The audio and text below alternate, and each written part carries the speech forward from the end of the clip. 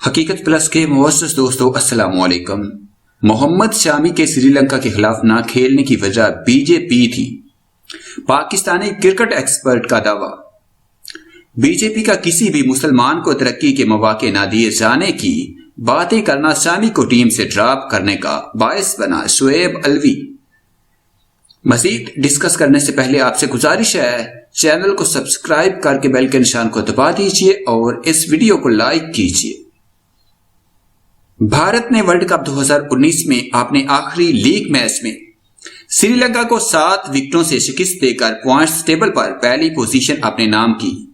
بھارتی کپتان ویرات کوہلی نے اس مقابلے کے لیے لیگ سپنر یزویندرا چاہل اور فاسٹ بالر محمد شامی کو ریسٹ کروایا اور رویندرا جڈیجا اور بھونیشور کمار کو ٹیم میں شامل کیا گیا۔ اب ایک نجی ٹی وی چینل پر کرکٹ ایکسپرٹ نے دعویٰ کیا ہے کہ محمد شامی کے سری لنکا کے خلاف نہ کھیلنے کی وجہ بھارت کی حکمران جماعت بی جے پی تھی۔ مذکورہ کرکٹ ایکسپرٹ شعیب علوی کا کہنا تھا کہ وہ محمد شامی کو کبھی ڈراپ نہیں کرتے کیونکہ شامی نے صرف 4 میچز میں 14 وکٹیں حاصل کی تھیں اور انہیں اچانک بینچ پر بٹھا دیا گیا اور ٹاپ 2 یا 3 زیادہ ورلڈ کپ لینے والے بولرز کی فہرست میں بھی آ سکتے تھے۔ ان کے خیال میں محمد شامی کو باہر نکالنے کے لیے بھارتی ٹیم پر دباؤ ڈالا جا رہا تھا۔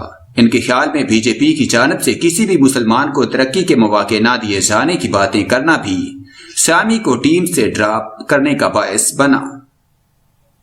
یاد رہے کہ اس سے قبل بھی ٹیسٹ کرکٹر عبدالرزاق نے مسلمان محمد شامی کی انگلینڈ کے خلاف بولنگ کو سراہتے ہوئے دیگر بھارتی گیند بازوں کو لتاڑا تھا۔